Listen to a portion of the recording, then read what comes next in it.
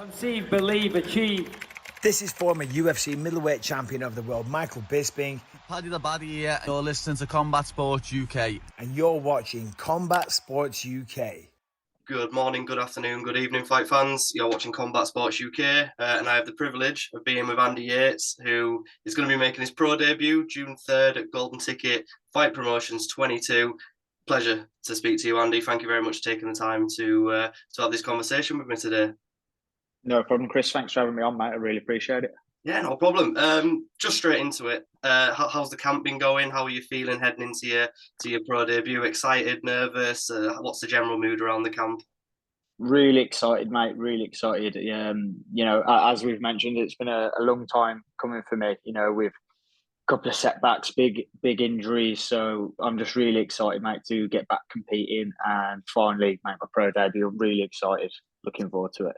Great. So I just wanted to kind of touch on, obviously, the setbacks that you've experienced. How do you go about dealing with that setback? Not only in obviously like physical rehabilitation, but even on a mental aspect of it. How do you go about getting past that and obviously moving on and rebuilding? Yeah, I know what you're saying. So, well, from a physical side of things, I had, the best physio in Andrew Caldwell from Active Therapy, taking care of my lower body and taking care of my leg, obviously, and my knee. So I made sure I was getting the best I could from a physical point. And then mentally, it just comes with the training. I remember six weeks in post-surgery, and I was still on crutches, and then he took my crutches away from me and he told me to walk. I was like, I don't know, I can't do without the crutches. And then quickly you learn that you can. And it's just the same with the training, that you do it, start slow, build it up. And then before you know it, you're back doing everything and you're about to make your pro debut before you know it. So it just the same as anything, the more action you take, the more confidence you'll get from it. So the same, just build your training up gradually, and then, you realise that you're as good as new. Yeah, spot on. What I was looking at, obviously, you made most of your amateur performances at Golden Ticket. Was it quite important to you to make your pro debut on a show where you'd spent so much time as an amateur, you were familiar with the guys? Was that kind of something that swayed you to making your pro debut at Golden Ticket? For sure. I mean, I wouldn't have minded traveling or fighting on a different show, no problem. But yeah, for sure, it's nice to make my pro debut on Golden Ticket. Obviously, I spent a lot of time with the guys, fought with them loads. I'm comfortable with the environment. I've been there many times, so for sure, it's nice. It's nice to start the pro career off with them. Because they've done a lot for me. I fought there so many times, so for sure, yeah, that is nice. Yeah, for sure. Just in terms of how your training's been going, has your camp been much different as it has been as an amateur to going into training and preparing for a pro fight? Obviously, you've got the elbows, the knees to the head now to think about. How has the camp differed from previous fight camps?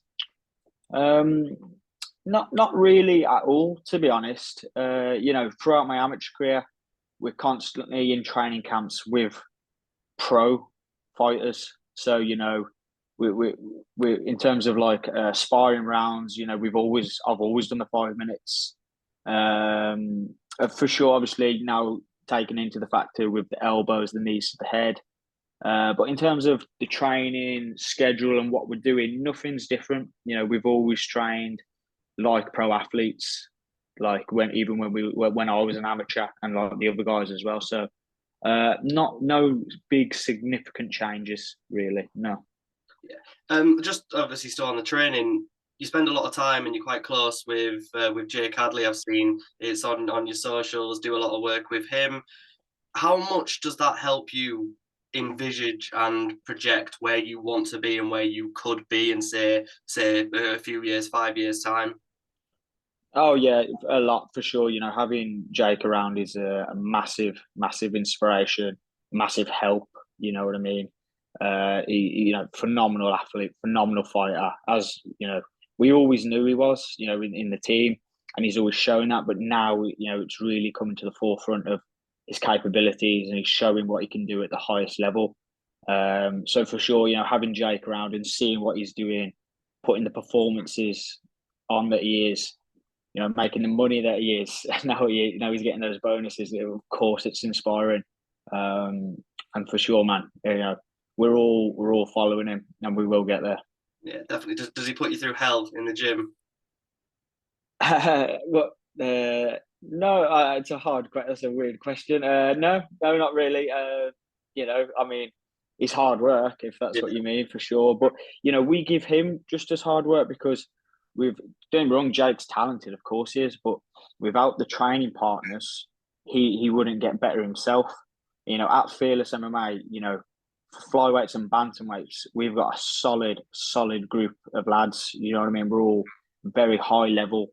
And we're all pushing each other to the best, for everyone to reach the best they can.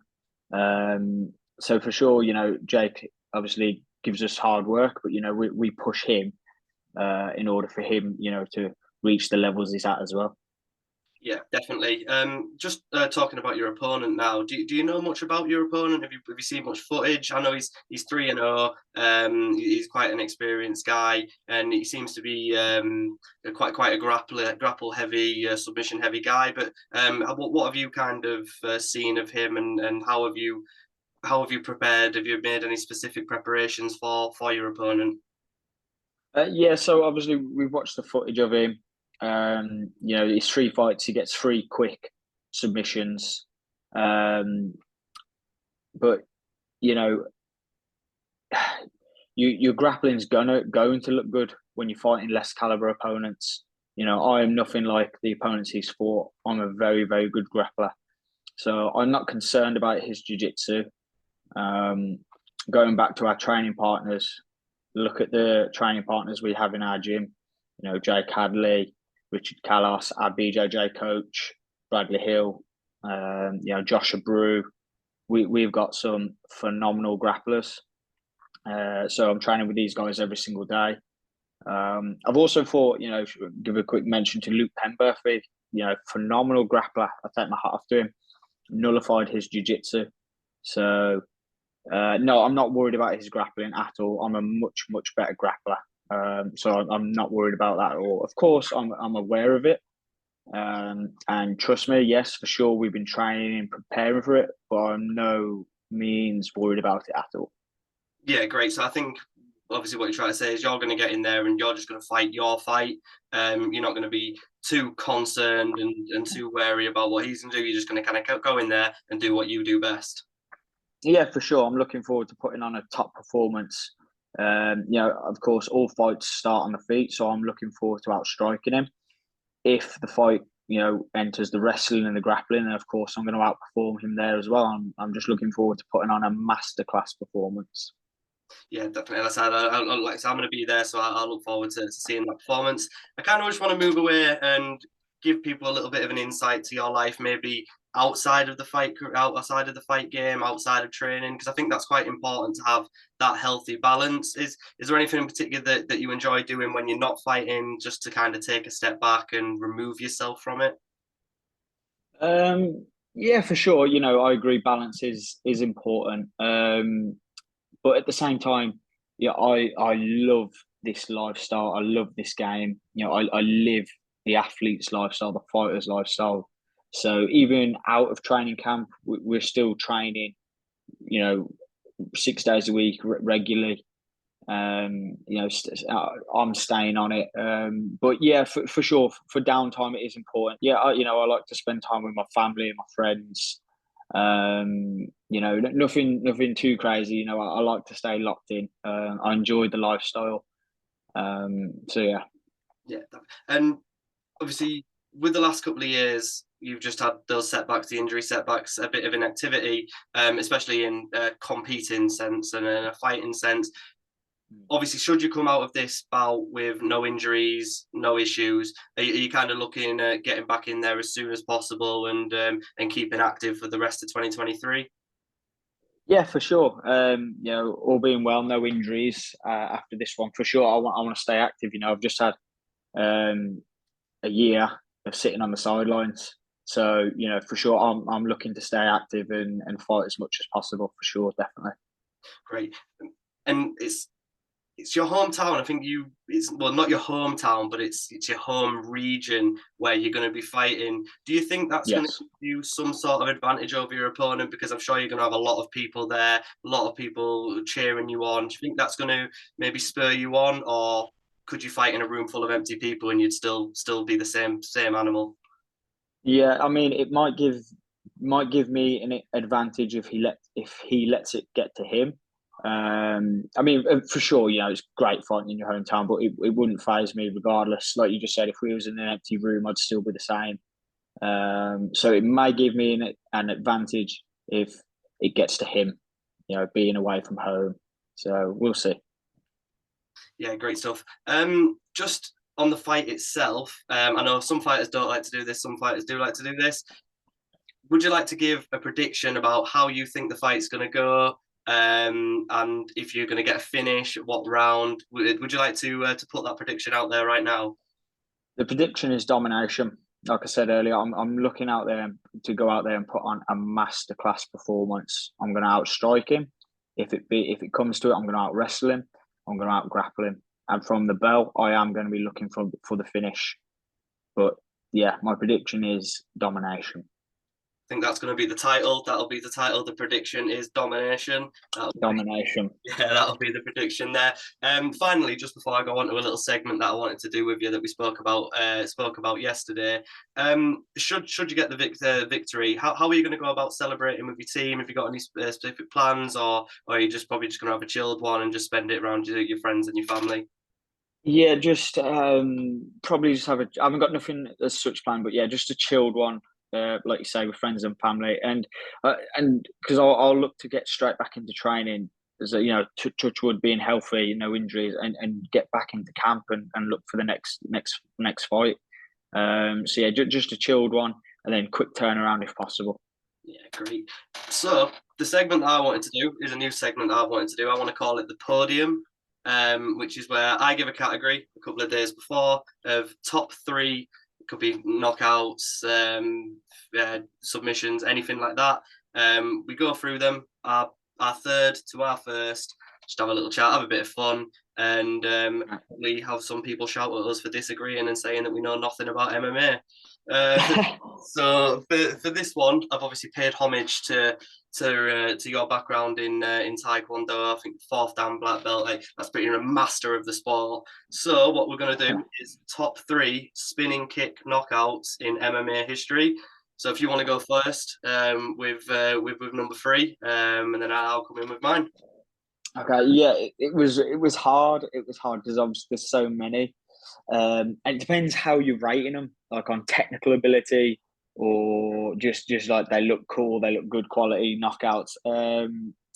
Number three, I'm gonna go with Barboza versus Terry Etim, the spinning hook kick, just 101 Taekwondo, beautiful spinning hook kick, out cold. So yeah, I'm gonna. That's my third one. Yeah. Terry Etim was never the same after that either. It was like No. he was so good and such a bright talent for the UK MMA, and then that happened to him, and it's mental how that could just change someone's career just like that. So yeah, that's a good pick. That's actually one of mine, but I've ranked it slightly different. My number three is a bit of an out there one, but it's one that sticks in my mind, and I remember watching it at like 2 o'clock in the morning, thinking it was insane. I don't know if you saw Lando Venata versus John Makdessi with the walk-off spinning wheel kick knockout. Yes, yes. Insane. And it didn't even look like he was trying to set it up or anything. It just all came from the hips, turned it over and shut him out cold as well. It was a thing of beauty. So yeah, that's a bit of an obscure to some people. No, beautiful kick. No, you are absolutely right. Yeah, no, that could definitely be in the top three. It's so hard. There's so many good ones. It depends how you feel on the day. Yeah, definitely. How you're going to rank them. All right, number two. I've put this as number two because it's so in MMA because of the rule set. It's so technically hard to land. In Taekwondo, you see a 360 turning kick or a tornado kick, whatever you want to call it, all the time. But in MMA, it's so hard to land. But MVP versus Ben Dishman. beautiful kick, beautiful knockout. But I've put it in there because it is just so hard to land flush in MMA, and to obviously knock him out the way he did, phenomenal. That was the one where he stumbled. That he went to get up after, and he kind of like stumbled. Yeah, that's it. That's it. MVP just kind of stood there looking out the cage, didn't even look at him. That's so impressive.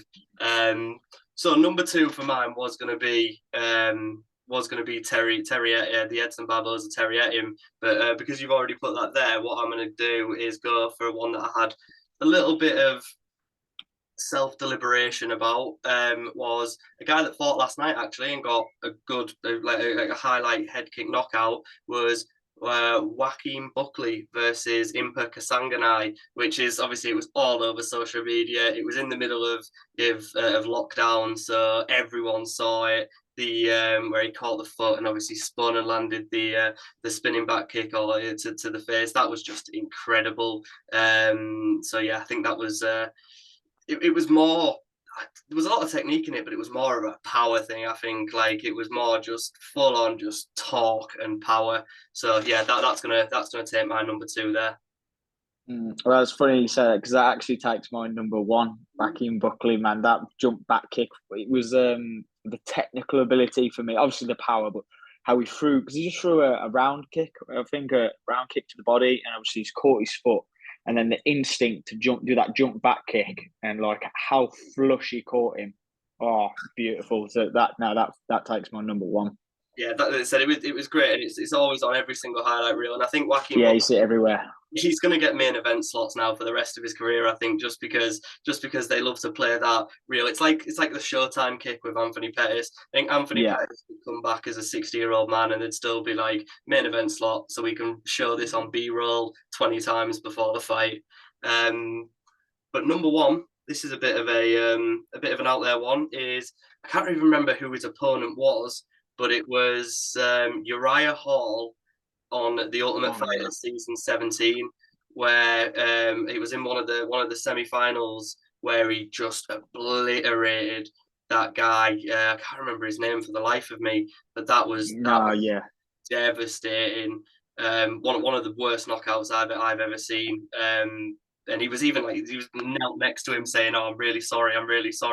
And to be saying sorry to someone after you've just knocked them out in an MMA fight is absolutely bizarre to me. But no, I think we got some good ones out of the out of the way there. That MVP one I didn't even think of. I was thinking more like your wheel kicks and your back kicks. I didn't even think about you spinning your tornado kicks and stuff like that. So no, you've wrapped my brain there. But no, that was a lot of fun. I really enjoyed that. I really enjoyed that little exchange there. No, that was good. No, I completely agree with you about that last one. Uriah Hall, phenomenal kick. And to be honest, that could easily replace my MVP one. But like you say, the reason I put the MVP one is because you see so many spinning kicks. They're not easy to land, of course not. But the 360 turning kick, the tornado kick, that is just so hard to land in an MMA contest. Like I say, you see that in Taekwondo all the time. But in MMA, because of the rule set, it's just so hard to land. So you've got to give props to MVP for doing that. Yeah, it takes me back to the film Never Back Down, where Brian McCarthy does it to Jake Tyler at the start, and it's such a movie kick. It's such a flashy movie kick where the camera goes in slow motion. So no, I think we had a good list there. But no, Andy, that's been fantastic. Thank you very much for sharing this time with me, mate. I'll really looking forward to seeing you fight. Really look forward to hopefully get to interview you after and see how your thoughts on how the fight went and your plans for the rest of the year. But no, I really appreciate you taking the time to speak to me today. It's no problem, mate. I appreciate you having me on, and really looking forward to the show, and really appreciate your time. Yeah, great. I'll put a link below where you can get where all of Andy's socials is Instagram and everything like that, and where we can get tickets. We've got 10% off code to get tickets for GTFP 2022. It's CSUK10. So I'll pop a link in there. But no, thank you very much once again, Andy. And like I said, I will see you on the June the 3rd. Appreciate it, guys. See you June 3rd. Thank you, and take care, bud. Thank you. Take care.